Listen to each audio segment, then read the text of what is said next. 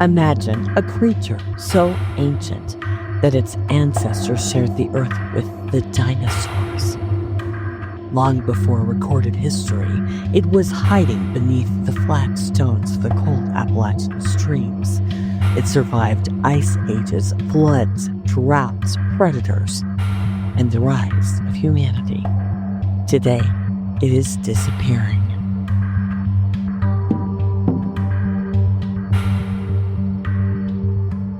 If one of Earth's oldest survivors can no longer survive here, the real mystery isn't what happened to the species, it's what happened to its home.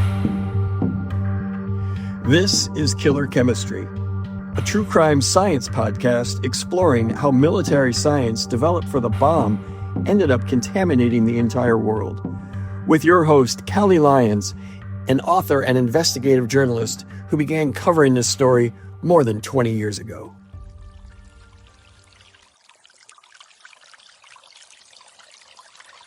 Picture a stream so clear you can count every stone beneath the surface. The water cold enough to numb your fingers. It slips over ancient sandstone, singing the same song it has sung for thousands of years. Sunlight dances across the surface, breaking into ribbons of gold that shimmer across the creek bed. At first, that's all you see. Just rocks, gravel, shadows. Then someone kneels beside the stream. With both hands, they slowly lift a broad, flat rock that may have rested there for years. The water swirls beneath it. For just a moment, the stream reveals one of its oldest secrets. A broad head, tiny eyes, almost too small for its body, loose folds of wrinkled skin that ripple gently with the current. Its color isn't green or brown or gray. It's the color of the stream itself, the color of wet stone, the color of something that has spent its entire life trying not to be seen. It doesn't look beautiful. No, it's quite ugly. It looks ancient, wild, almost impossible, because it is. This is the Eastern Hellbender, whose many nicknames include Snot Otter, Mud Devil, Grampus, Alligator, Devil Dog, and Lasagna Lizard. Long before people settled these valleys, before roads or factories or dams, before anyone had ever spoken the words industrial pollution or forever chemicals, the Hellbender was already here. Its ancestors survived the extinction that ended the age of the dinosaurs. They survived glaciers that reshaped a continent. They survived because these mountains offered something precious. Cold, clean water, rich in oxygen. The Hellbender doesn't simply live in the stream. The stream lives within the Hellbender. Unlike us, it doesn't rely on lungs for most of its breathing. Instead, oxygen passes directly through the folds of its skin. Those wrinkles are not an accident of age. They're a masterpiece of adaptation. Every fold increases the surface area where oxygen moves from water into blood. The stream is not just its home. It is breath, life. Most animals carry their world around them. The Hellbender carries its world through itself, which means that every change in the water, every cloud of sediment, every contaminant, every chemical The hellbender feels first. It doesn't have the luxury of looking away. It carries the chemical of the stream on its skin and in its blood every minute of every day.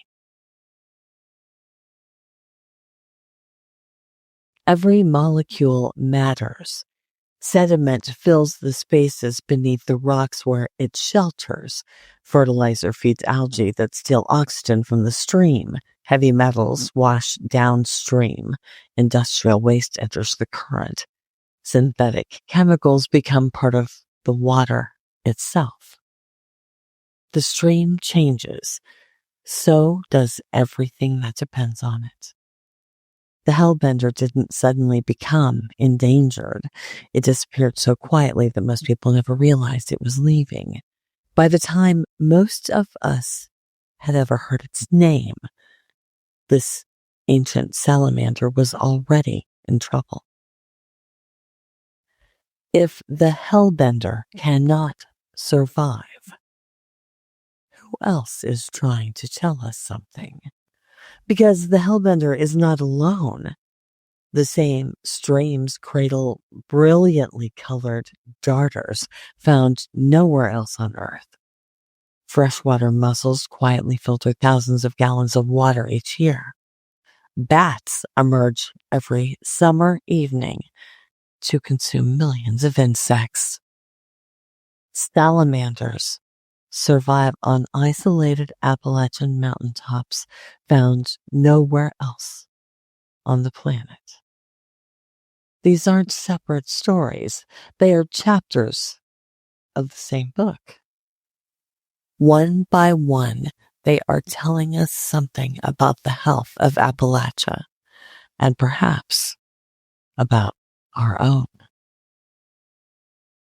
If the hellbender could speak, what would it tell us? It would tell us the water is different. Not all at once, but overnight, over decades. A little more sediment after a hillside is cleared, a little more fertilizer after a heavy rain, a little more runoff from another parking lot, another highway, factory, mine. The chemistry changes one storm at a time. Scientists call animals like the hellbender indicator species. I think of them as witnesses. They're often the first to reveal when the chemistry of a place begins to change. The hellbender is simply the first witness. Then comes the candy darter. No bigger than your finger, this brilliantly colored fish lives only in a handful of Appalachian streams. Like the hellbender, it depends on cold, clear water flowing over clean gravel. When those streams change, the darter disappears. Next come the freshwater mussels. Most people never notice them, buried quietly beneath the stream bed. Yet each one is a living water filter, removing algae, bacteria, and tiny suspended particles. A healthy mussel bed can filter thousands of gallons of water every day.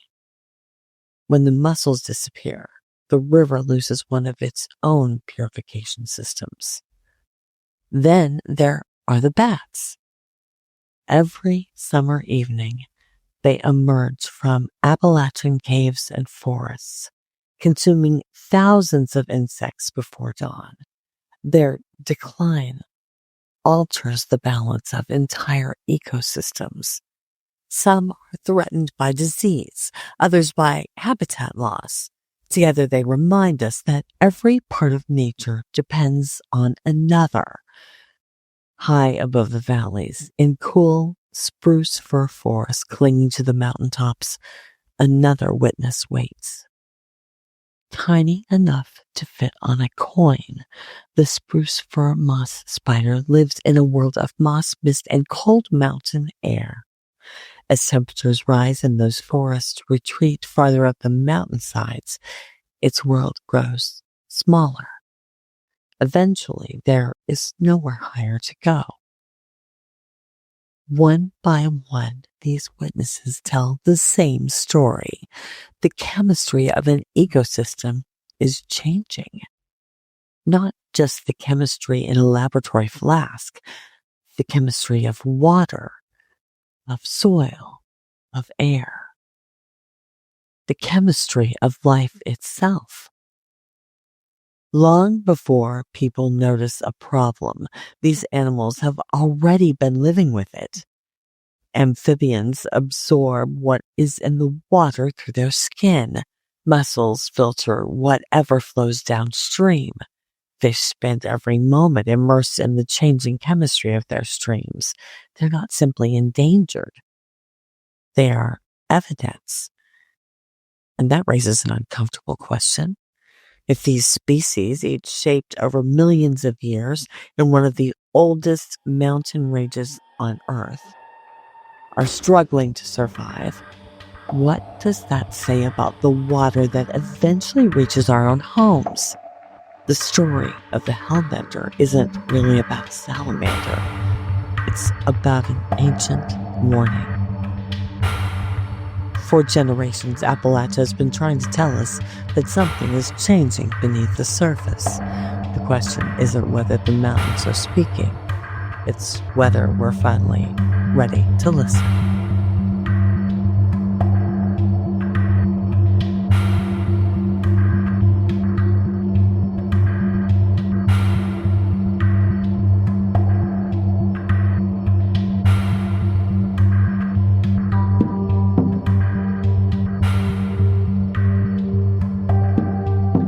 Long before coal trains wound through these valleys, before chemical plants lined the Ohio River and highways cut through the mountains, Appalachia was already ancient.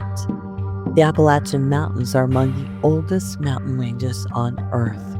Their peaks have been worn smooth, not because they are weak, but because they have endured. They have witnessed continents collide. They have survived ice ages. They have watched species appear and disappear. Because much of Appalachia escaped the crushing advance of the last great glaciers, these mountains became something extraordinary. A refuge. While ice covered much of North America, life retreated here. Plants, fish, salamanders, insects, tiny creatures hidden beneath moss-covered rocks. Entire species found nowhere else on Earth. Scientists call this endemism. It means a species evolved in one place and never spread beyond it. Lose that place, and you lose the species forever. Walk through an Appalachian forest after a spring rain, and you're walking through one of the richest temperate ecosystems on the planet. Beneath the leaves, salamanders glide through damp soil. Mountain streams shimmer with fish whose ancestors have occupied these waters for thousands of generations. Wildflowers bloom in waves from March through June, feeding native bees, butterflies, and hummingbirds. Every ridge, hollow, and creek creates another tiny world where life has had millions of years to adapt. Some species exist only on a single mountaintop, others only within a single watershed. Many people who've spent their entire lives in Appalachia have never seen them. Yet together, they form one of the greatest concentrations of biodiversity in North America. They are the quiet inheritance of these mountains.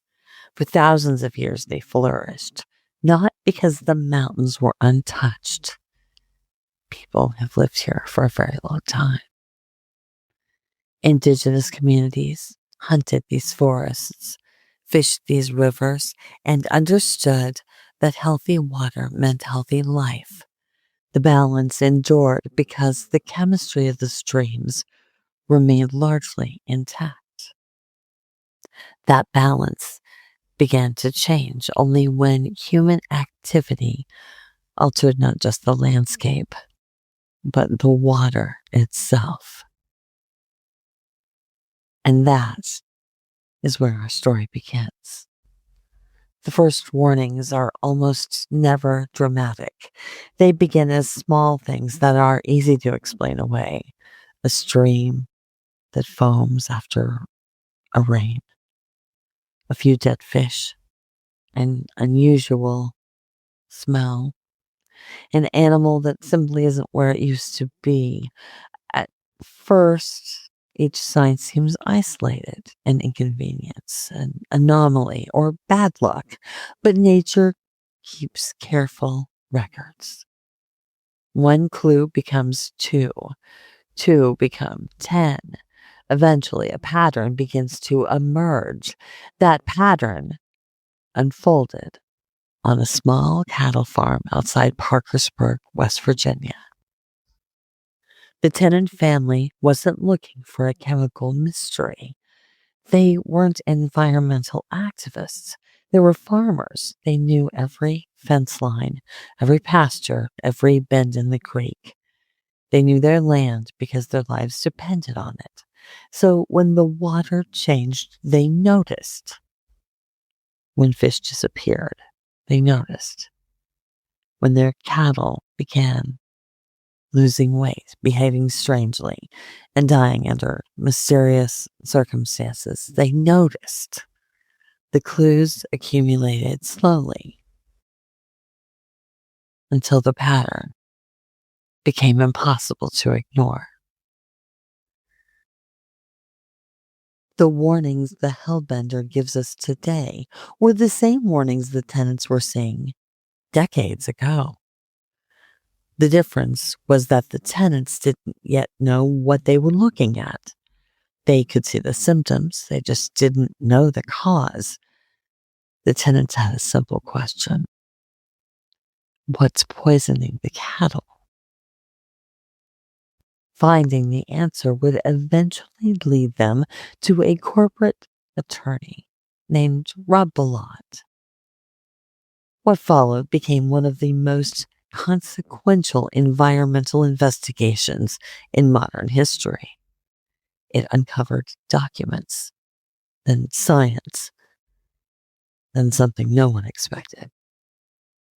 A chemical that wasn't just in the streams, it was in the wildlife, the cattle, the drinking water.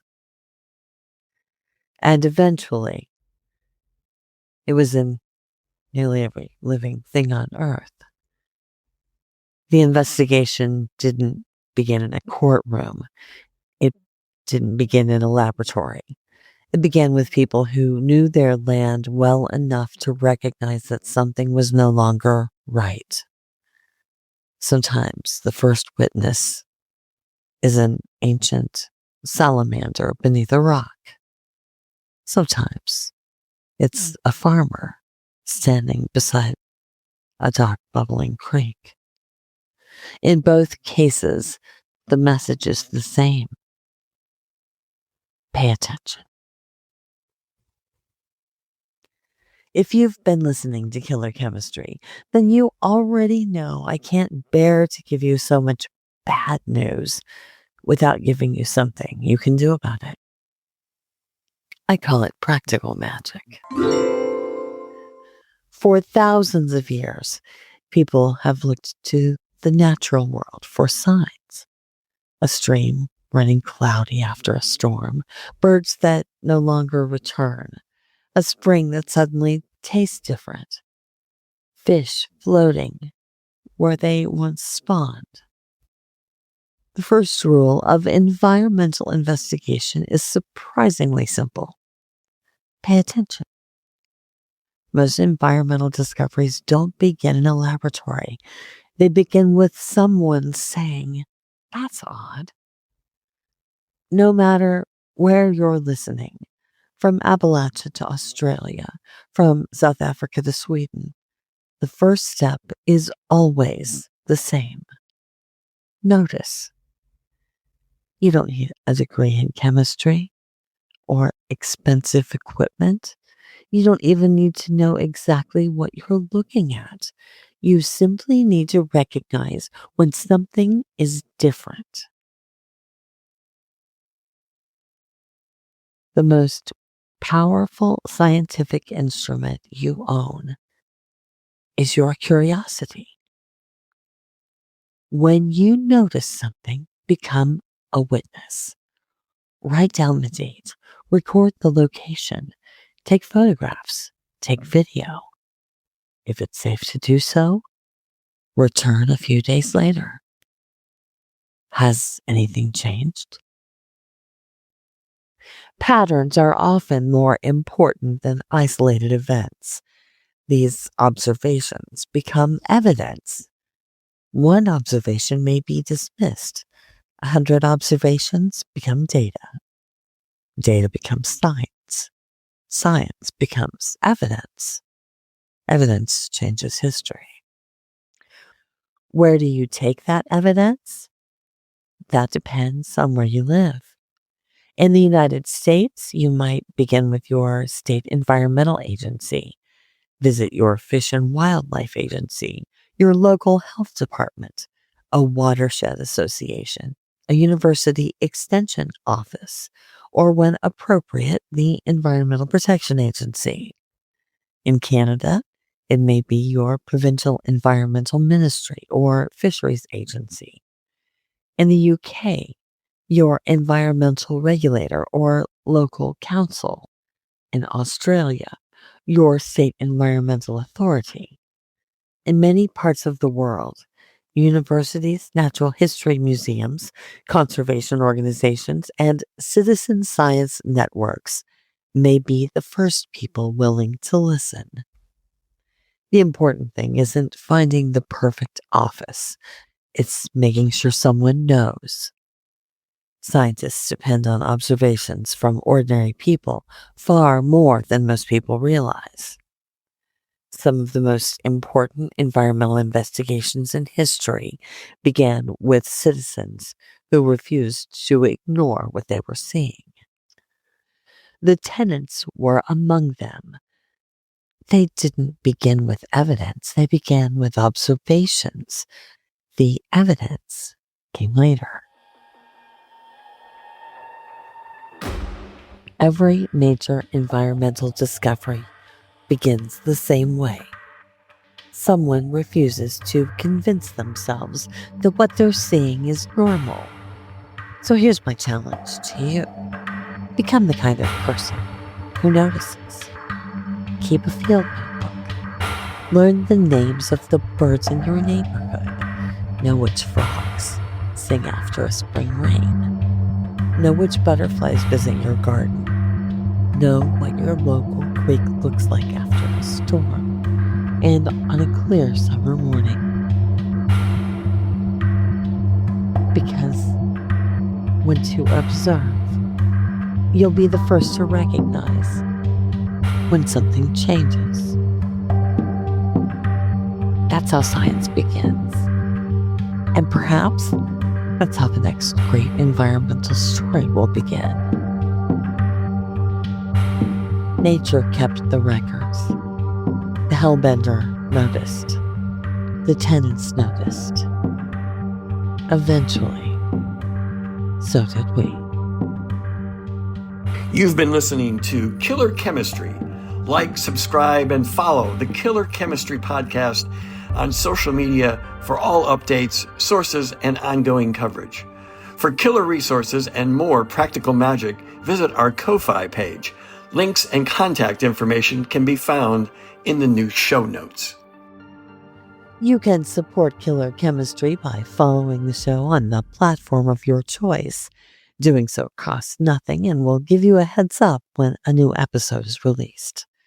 If you found this episode compelling, leave a rating or review. It helps others find the podcast. You can also find us on YouTube for additional content, exploring high strangeness, UFO sightings, and much more. The Killer Chemistry Podcast Companion, an adult coloring book featuring artwork developed for the show, is available now on Amazon.